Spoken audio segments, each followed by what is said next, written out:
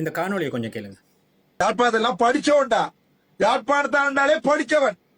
கிளிநொச்சியில் இருக்கிற நாய் எல்லாம் மத்திய நாட்டில இருந்து வந்திருக்கிற நாய் 100% சோ பிரிச்சு கலைக்கலாதா? என்னால பிரிச்ச கலைக்கலாதாடா. இனவாதம் பிரதேசவாதம் என்ன கலைக்கலாதா? யாழ்ப்பாணத்துக்கு உங்களுக்கு தண்ணி கொடுக்க இல்லாது.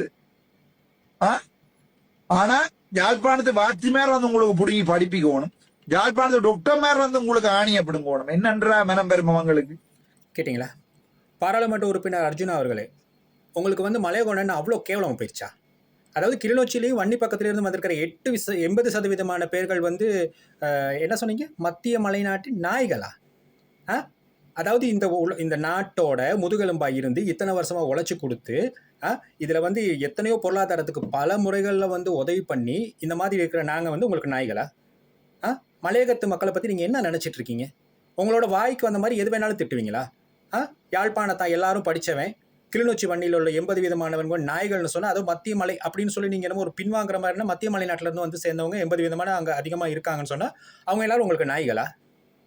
நாய் கூட பரவாயில்ல, நாய் வந்து நன்றி உள்ள மிருகம் தானே, அதனால் மக்கள் வந்து நன்றியோட தான் இருப்பாங்க. ஆனால் உங்களை மாதிரி படித்த முட்டாள்கள், உண்மையிலே யாழ்ப்பாண மக்கள் நல்ல மக்கள், அவங்களுக்கு எந்த பிரச்சனையும் கிடையாது.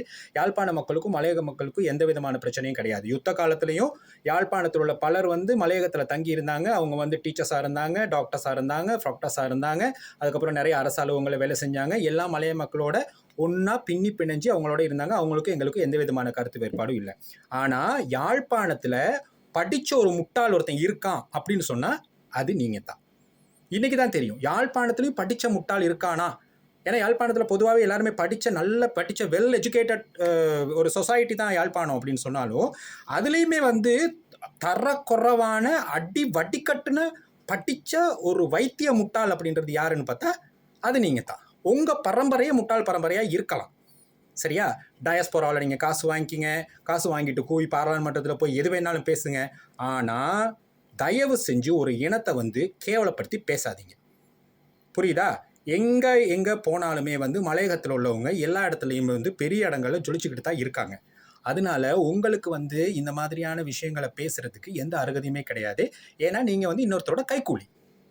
சொந்த புத்தி இல்லாமல் என்ன பண்ணணும்னு தெரியாத ஒரு சொந்த புத்தி இல்லாத ஒரு மடையன் அப்படின்னு கூட சொல்லலாம். உங்களை வந்து முட்டாள், அதாவது படித்த முட்டாள், வைத்தியர்னு சொல்கிறதுக்கு அருகதே இல்லாத ஒரு மனுஷன் அப்படின்னு சொல்லலாம். இவ்வளோ ஒரு பப்ளிக்கான ஒரு சமூக வலைத்தளம் ஒரு கேவலமாக வந்து ஒரு பிரிவினரை வந்து நாயின்னு சொல்கிற அளவுக்கு ஒரு அறிவு இல்லைன்னா உங்களை படிப்பு என்னத்துக்கு? உங்கள் படிப்பு என்னத்தை கொடுத்துச்சு? ஒரு மண்ணையும் கொடுக்கல, ஒரு மண்ணுமே கொடுக்கல. ஒரு சதத்துக்கு பிரயோஜனம் இல்லாத படிப்பு தான் உங்களோட படிப்பு. அதனால் அந்த படிப்பை வச்சு எதுவுமே பண்ண போகிறது கிடையாது, சரியா? அதனால் நீங்கள் பரவாயில்ல, இனவாதம் பேசுகிற மாட்டேன்னு சொல்லி நீங்கள் இனவாதம் தான் பேசிகிட்டு இருக்கீங்க, முழுக்க இனவாதம் தான் பேசிக்கிட்டு இருக்கீங்க. நீங்கள் பேசி கொண்டு போங்க, சரியா? உங்களை பற்றி மக்களுக்கு தெரியும்.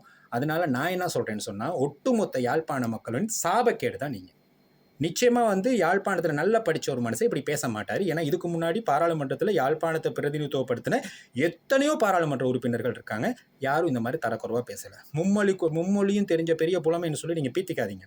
ஏன்னா உங்களுக்கு சிங்களத்துலலாம் அப்படியெல்லாம் ஒன்றும் பெரிய புலமையாக பேச முடியாது. சாணக்கனியோடு ஒப்பிடும் போது நீங்கள் வந்து ரொம்ப கம்மி தான். நீங்கள் பேசுகிற சிங்களத்தை வச்சு நீங்கள் வடக்கான்னு சொல்லி கண்டுபிடிச்சிடலாம்.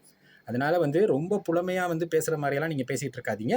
இன்னொன்று வந்து சாணக்கியன் பேசும்போது அவர் வந்து 3 மொழியிலையும் ரொம்ப தெளிவான பேசணும். இதுக்காக நாங்கள் சாணக்கியனுக்கு சப்பு கட்டவோ இல்லாட்டி அவருக்கு சப்போர்ட் பண்ணுறதுக்குள்ள நான் பொதுவாக சொல்கிறேன். இதே மாதிரி சுமந்திரன் ஐயா அவர்கள் அப்படி இருந்தாலும் பேசும்போது அவங்களுக்கும் மும்மொழி புலமை இருக்குது. நீங்கள் கொஞ்சம் வந்து சிங்களத்தை கட்டுக்கிறனால நீங்கள் வந்து பெரிய ஒரு அப்பா டக்கர்னு நீங்கள் நினச்சிக்கிட்டு இருந்தீங்கன்னா அது தப்பு. அதே மாதிரி இந்த மாதிரி பதிவுகள் போட உங்களோட தரம் வந்து படு கேவலமாக போய்கிட்டு தான் இருக்கும் அப்படின்றது தெரியும்.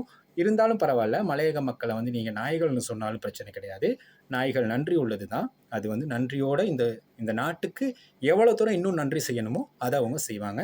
அதே மாதிரி அடுத்த முறை கனவுல கூட நினச்சி உங்களை பாராளுமன்றத்துக்கு அனுப்ப மாட்டாங்க. உண்மையிலே வெக்கப்பட வேண்டியது வந்து யாழ்ப்பாண மக்கள் உங்களை மாதிரி ஒருத்தரை வந்து பாராளுமன்றத்துக்கு தெரிவு செஞ்சு அனுப்புனதுக்காக தலை குனிய வேண்டியது யாழ்ப்பாணீஸ் மக்கள் தான், சரிங்களா?